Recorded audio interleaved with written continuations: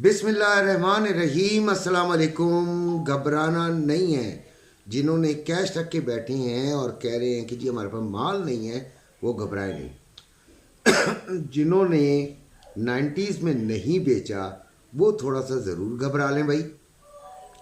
वो इसलिए घबरा लें कि देखें, आज भी जो ग्रुप का एक बच्चा है, उसने मुझे कहा कि अंकल, गोल्ड ने बढ़ना ही बढ़ना है, जंगों के हालात हैं। तो मैंने उसको कहा बेटे, वो तो 1971 से, जब हम पैदा हुए थे 1964 में, तो 65 में जंग हो गई थी। 71 में पता नहीं, हम पैदा हुए थे तो 50 रुपये तोला था, 200 रुपये तोला था, हमें नहीं याद, हमें नहीं पता। लेकिन अभी किधर है? और हमारे हमारे बच्चों के जो बच्चे होंगे वो पता नहीं इसको 20 लाख में ख़रीद रहे हो तोला। तो कोई पता नहीं है। ये तो है कि गोल्ड जो रखने वाले हैं वो कभी नुकसान में नहीं जाते। लेकिन बात क्या है, जो हम बता रहे होते हैं, बड़े गौर से सुनिएगा, इस बात को फालतू नहीं समझिएगा। हमारा जो चैनल है मोस्टली उन लोगों के लिए है जो कि घर में बैठकर बिजनेस करना चाहते हैं, जो कि बाज़ार में बैठे हैं और रोज़ाना की गोल्ड की ख़रीदो फरोख्त कर रहे हैं। हमारा चैनल उन लोगों के लिए नहीं है कि जिन्होंने गोल्ड ख़रीदा और अलमारी में रख दिया और उसके बाद को 2 साल 3 साल के बाद अचानक उनको पता चलता है कि यार ये तो 2 लाख रुपए का रेट हो गया। तो वो कहते हैं अच्छा, बेच देते हैं। तो फिर वो दोबारा ख़रीद नहीं पाएंगे, क्योंकि उनके अंदर इंटरेस्ट नहीं है। उन्होंने एक चीज़ ख़रीद के एक तरह से उसमें रख दी, अलमारी में रख दी। ठीक है, हमारा जो चैनल है वो उन लोगों के लिए है जो रोज़ ख़रीदते हैं, रोज़ बेचते हैं, या उन बच्चों के लिए है जो आज ख़रीदते हैं और अवेयर रहना चाहते हैं कि जहाँ पे भी उनको मुनाफा मिलेगा वो बेच देंगे, लेकिन होल्ड करने की ताकत रखते हैं। ये है जी हमारे चैनल का काम। हमारे चैनल का काम वो जो लेकर सो जाने वाले हैं उनके लिए नहीं है। वो तो किसी जगह पे भी उनके पास फालतू पैसा आता है, तो सबसे बेस्ट ऑप्शन है या तो वो प्रॉपर्टी खरीद के रख लें या फिर गोल्ड खरीद के अपने पास रख लें। सबसे बेस्ट ऑप्शन है। ये तो बात हो गई। अच्छा, घबराना नहीं है, ठीक है जी।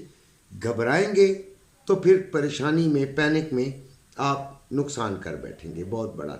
जो घर में रखे हुए हैं और उनको नुकसान हो रहा है, तो वो उसे नुकसान नहीं समझें, अपनी इन्वेस्टमेंट समझें और पड़ी रहने दें।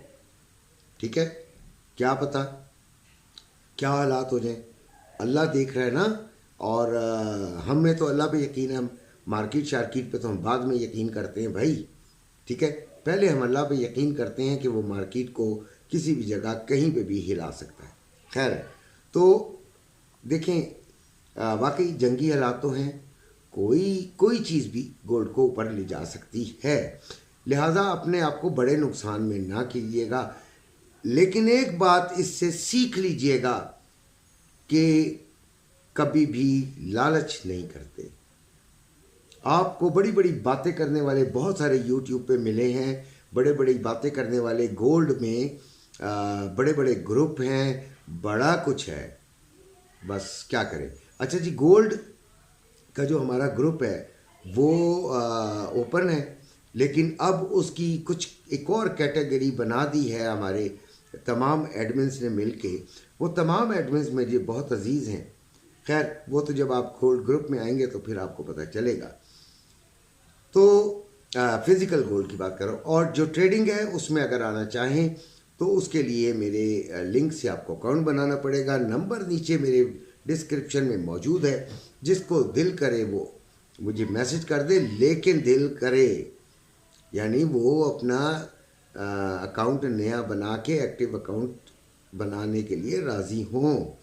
पहले से अगर सेटिस्फाई है ना तो फिर बिल्कुल ना आए। 2700 पे गोल्ड है था, अब तो 2690 पे दोबारा आ गया है। जब मैं लिख रहा था तो अभी जो रेट चल रहा है वो 2,84,370 रुपये में बाइंग पाकिस्तान में पीस की, और 2,85,370 रुपये में सेलिंग है पीस की।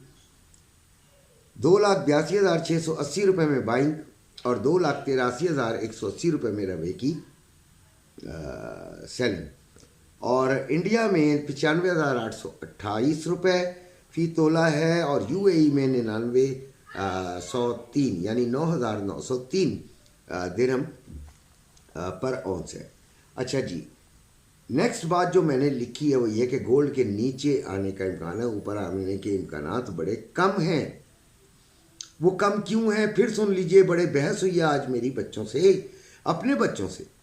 वो कोई खुदा ना खास्ता कोई मुझे तो बड़ा अच्छा लगता है कि अगर कोई मेरी बात को काटे और वो लॉजिकली बातें करे। बड़ी लॉजिकल बातें हुई हैं, लेकिन मेरी जो लॉजिकल बात है वो शायद आपको अगर समझ आए, वो ये कि डाटा आगे कोई इतना बड़ा स्ट्रॉन्ग नहीं है कि जो $100-150 की मूव दे सके।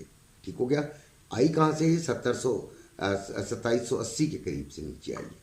ठीक है, तो आप ये ज़रा सोच लीजिएगा, $100 नीचे अभी चल रही है ये। ठीक है। दूसरा जो मतलब जो डेटास बड़े बड़े आने थे वो आ चुके, उनके असरात जो होने थे वो हो चुके। अब रोज़मर्रा का काम होगा, डेटास आते जाएंगे। किसी $10 किसी दिन बढ़ गई, किसी दिन $5 नीचे आ गई, किसी दिन $15 नीचे चली गई, किसी दिन $20 ऊपर चली गई। This is the way. और इस तरह हल्का हल्का ये शायद आपको 2500 तक ले जाए। ठीक है। अब मैं तो आपको पता है लंबी बातें तो करता नहीं हूँ, लंबा मुस्तकबिल दूर मुस्तकबिल की बात नहीं करता। मैं बात करता हूँ एक दिन की। तो आज की बात कर लेते हैं कि जी देखें, आज भी अगर किसी ने कल बाइंग की हुई थी और वो आज फंसा हुआ था, जो कि मुझे 2-3 बेटियों ने मैसेज किया कि कल शाम को बाइंग कर ली थी उन्होंने भाई, तो भाई वो निकल जाएं, लालच नहीं करें, निकल जाएं। बाकी उनकी अपनी मर्जी है। उसकी वजह यह है कि बच्चों बाज़ औक़ात ना कमाना भी बेहतर होता है। ठीक है। हमारा जो पहला लेवल था बाइंग का वो 88 था। आपको सुबह याद होगा मैंने कहा था ये याद रख लेना, सुबह देखनी ना पड़े। लेकिन क्या करें, ग्रुप के बारे बच्चों को तो फ़ायदा हो गया। उसकी वजह क्या है कि 88 पे जब आ रही थी मार्केट, तो जुमे की नमाज से थोड़ा पहले टाइम था, तकरीबन 12 सवा 12 था। हमारे ग्रुप के एडमिन ने एक बड़ा अच्छा एनालिसिस करने के बाद वहाँ से सेलिंग दे दी और वो 80 तक कामयाब हुई। फिर नमाज के बाद भी दोबारा बाइंग सेलिंग कम अज़ कम 5 दफ़ा इसी रेंज के अंदर काम होते रहे। बड़ा ज़बरदस्त दिन गुजरा आज हमारा। सिल्वर 31.78 पे है और 31.30 जो है लो लगा है, 32.03 हाई लगा है, 3100 ये अब रेट मैं शायद नहीं लिख सका हूँ इसका, यानी जो पाकिस्तानी रेट है। कोई बात नहीं, तो मुझे माफ़ कर दीजिएगा। स्टॉक एक्सचेंज में 771 पॉइंट का ऊपर आई है और 93,291 का इसने हदफ अबूर कर लिया है। डॉलर 279 रुपये का हो गया और ऑयल 70.99 उसकी कामयाब हुई है, क्योंकि 72 से मैंने सुबह तो 72.50 वो हदफ आया नहीं, तो 72 के पास से हमने इसको सेलिंग में ले लिया था और शुक्र अल्हम्दुलिल्लाह ये हमारा कामयाब हुआ। ठीक हो गया। और खैर हमने $10 से ज़्यादा नहीं लिए, बीच में से निकल गए। अपना बहुत ख्याल रखिएगा और अल्लाह हाफ़िज़।